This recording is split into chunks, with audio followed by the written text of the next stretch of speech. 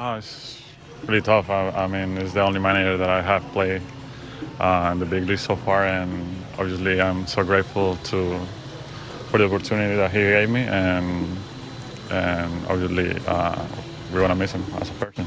No, I just got to the ballpark, and heard the news, and that's unfortunate because Brandon is such a great guy, and that's well, at the end, we as players we gotta play better. He's been there to tell me the truth in my first spring training on what I need to do in order to become a big leaguer, and then when I got here last year and had my struggles, he was there to give me confidence and also to support me when I was going up and down on what to work on, how to improve, and then the words he had for me last year at the end of the year when things kind of turned around and got better. He was always had my side, was always confident in me and always had support. So he was my first big league manager, so it's tough. I have unbelievable respect for both Cuz and Hyder and the relationships that we've built, and spent every moment with them since I got drafted, big league debut, and the last 3 years in the big leagues.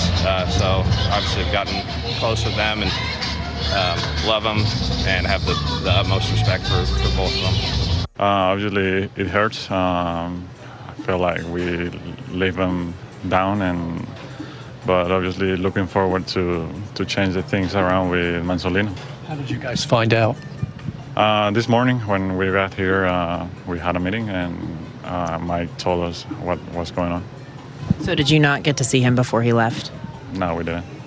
How tough is this just with the relationship that you personally built with him the last few years?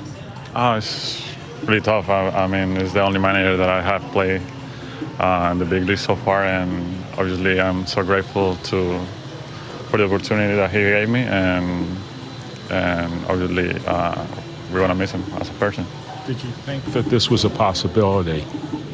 Yeah, for sure. I mean, when the thing's not going right, something's got to change, and obviously we couldn't figure out the things with Hyder so far. So that's baseball. That's how it goes. What kind of style does Mansolino bring that you kind of expect to see a little more now that he's stepping up as the manager? I have no idea. I mean, he's only been my infield coach, but obviously the energy is going to be there for sure, and we're looking forward to see where we at with him. That's unfortunate because Brandon is such a great guy, and that's well, at the end, we as players we gotta play better. Is that how you kind of approach this, that the team has to step up? It's obviously not one person's fault that this is happening. Yeah, 100%. I always say, the players are the ones that gotta perform because we're the ones with the bats, and we're the ones with the batting glove there, and with the mind to run the bases and the glove to field baseballs and pitching. But yeah, that's what I have always said.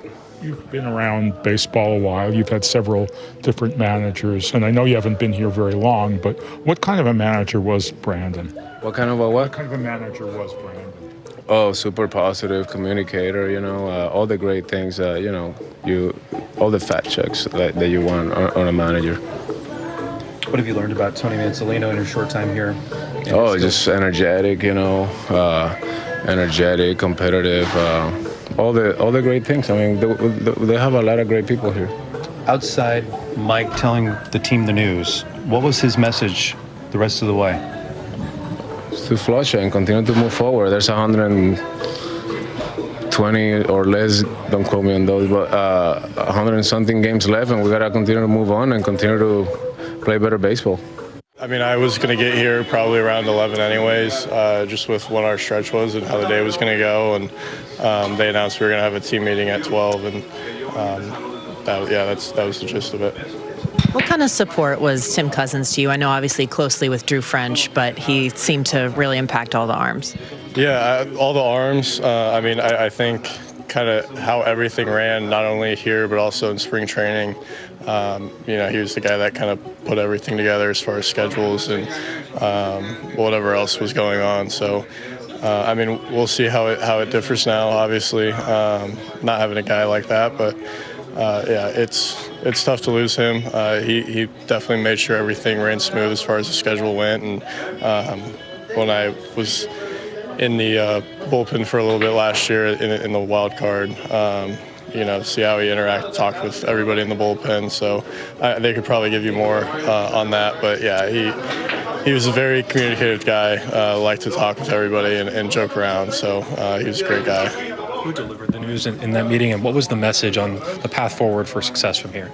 Yeah, Mike was the one that came in and talked to us. The message was basically, obviously the season hasn't started the way we want to, and that was a difficult change that he felt he needed to make. What have you learned about Tony Mansolino? Yeah, I mean, I've gotten to talk to him, I guess, a little bit. Obviously not as much with the pitchers, but, he's always saying hi, walking by him. He's a guy that is always trying to talk to everybody. I think he really likes to communicate and talk to players. And, I've heard of guys talking that have played for him in the minors, I guess, and guys that have just played for him here, too, that like him a lot.